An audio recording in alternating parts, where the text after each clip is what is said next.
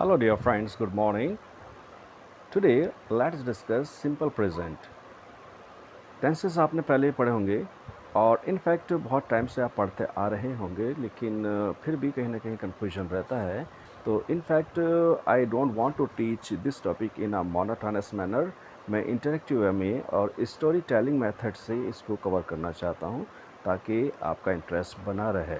So stay consistent and keep patience and try to understand simple present in simple way. Let's proceed. Dear friends, यहाँ पर एक छोटा सा story है Rahul's daily routine. Rahul का daily routine क्या है, तो इसके बाद में हमें प्रैक्टिस करनी है एक्सरसाइजेस की ताकि ये कॉन्सेप्ट क्लियर हो जाए और वो एक्सरसाइजेस मैं आपके साथ मिलके कराऊंगा आज।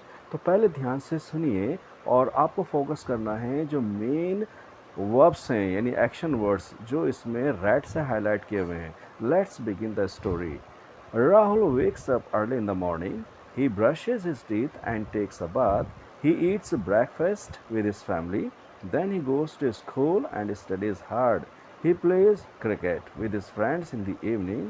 After dinner, he does his homework and reads a storybook. Finally, he goes to bed at 10 o'clock. I also want you not to depend on Hindi. कोशिश करें कि आपको ये इंग्लिश में ही समझें और तभी इंग्लिश इम्प्रूव करें। इनको बोलने की कोशिश करें। आपको पता है Rahul wakes up early in the morning. Rahul सुबह सवेरे जल्दी उठता है। He brushes his teeth and takes a bath. वो अपने दांतों को ब्रश करता है और नहा लेता है।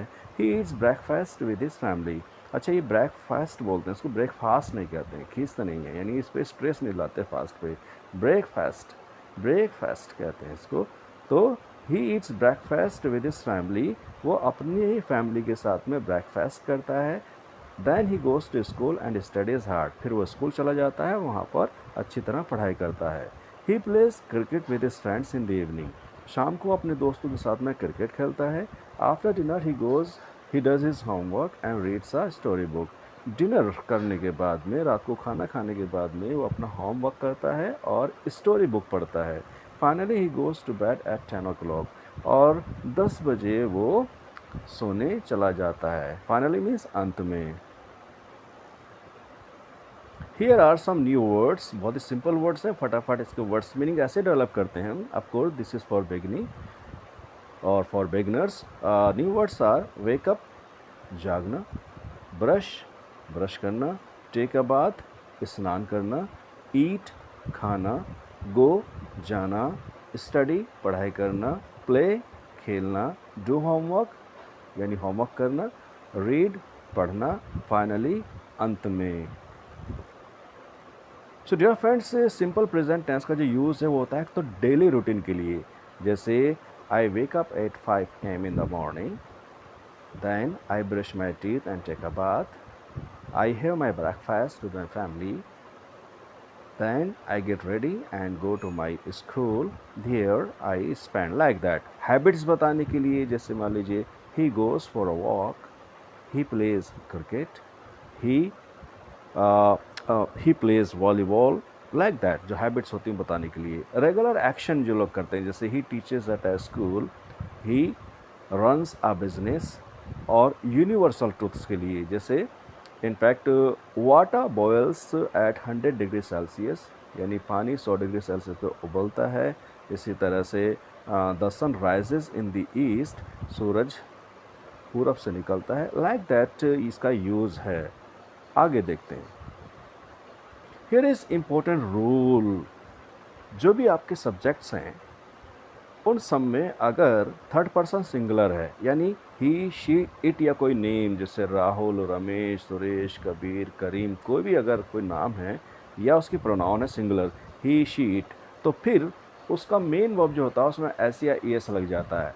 बाकी सबके लिए वर्ब की फर्स्ट फॉर्म आती है लेकिन इसमें वर्ब की फर्स्ट फॉर्म के साथ एस या ई एस मेन वर्ब में लग जाता है। तो स्ट्रक्चर ये है subject plus verb plus S और ई एस प्लस ऑब्जेक्ट अगर वो थर्ड पर्सन सिंगुलर है यानी ही शी इट या कोई सिंगुलर है। जैसे हम देखते हैं एग्जांपल से राहुल। राहुल क्या है, एक नाम है, तो यहाँ पर एस या ई एस लगा देंगे और एस ई एस का लगाने के रूल वही हैं आपके कि अगर किसी वर्ब के लास्ट में S double S, S H, C H या ओ एक्स आता है तो उसमें ई एस लगाते हैं, वरना तो खाली एस लगाते हैं।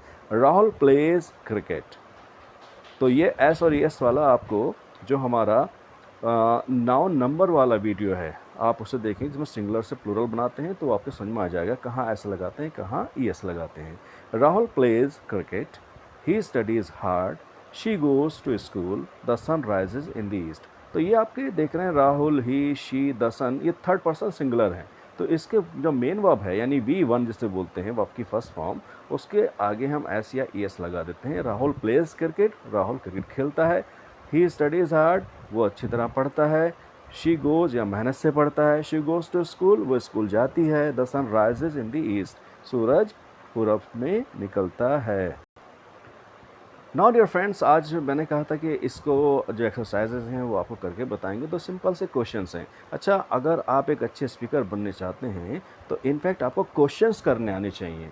If you can put up relevant effective questions then you will be definitely known as a fluent speaker of English. तो क्वेश्चंस याद करने की कोशिश करें और पुट अप करने की कोशिश करें, चाहे अपने आप से ही करें। देखिए, पहला क्वेश्चन है, when does Rahul wake up? तो आपको स्टोरी की बेस पे ही इसका आंसर देने हैं। तो when does Rahul wake up? Rahul wake up early in the morning. What does he eat? He eats breakfast. तो मैंने eats बोला है तो ये s और es वाला बिल्कुल हिसिंग साउंड निकलनी चाहिए जो लास्ट की s की साउंड होती है। What does he eat? He eats breakfast with his family. Where does he go? He goes to school. What does he study? He studies storybook. He studies, मैं बोल रहा हूँ स्टडीज़, तो S और S की sound बिल्कुल clear होनी चाहिए, नहीं एस की sound. Which game does he play? He plays cricket. Let's proceed further. Next speaking practice है आंसर इन कंप्लीट सेंटेंसेज। अब ये क्वेश्चन आपसे मालूम किए जा रहे हैं। जैसे what time do you wake up? I wake up at 5 in the morning. मैं 5 बजे उठता हूँ सुबह को। What do you do in the morning? तो आप कह सकते हैं I brush my teeth and take a bath. मैं ब्रश करता हूँ, नहाता हूँ। Which game do you play? तो I play cricket, I play football, जो भी आप खेलते हैं बता देंगे। Do you read books daily? तो अगर आप येस हैं तो बोलेंगे येस आई डू, और अगर नहीं तो नो आई डोंट। ये शॉर्ट में आंसर देने का तरीका होता है इस टेंस में कि अगर आपका आंसर पॉजिटिव है तो येस आई डू और नेगेटिव तो no I don't. Dear friends, now retell the story. वो जो आपने स्टोरी राहुल की पढ़ी है वो अपने वर्ड्स में आपको रीटेल करनी है, नहीं उसको री नरेट करना है, सुनाना है। ये वर्ड्स आने चाहिए, wake up, go, study, play, read, do homework. Now tell Rahul's daily routine in your own words. अब अपने वर्ड्स में आपको बताना है, इनफैक्ट आपको खुद अपना रूटीन बताना है। जैसे I get up at 5 in the morning, then I brush my teeth and have a bath. Thereafter, I have my breakfast with my family. I get ready and go to my school. There, I study hard, and thereafter, so I come back. I have my lunch, like that. So you have to narrate this story in your own words. So friends, last में golden rule है कि अगर आपके बाकी subject के साथ में V1 आएगी, यानी बिना चेंज के साथ में ना एस लगेगा और ना ही ई एस, लेकिन अगर थर्ड पर्सन सिंगुलर है यानी ही शी इट या कोई नेम, तो फिर एस या एस लगता है वर्ब के लास्ट में।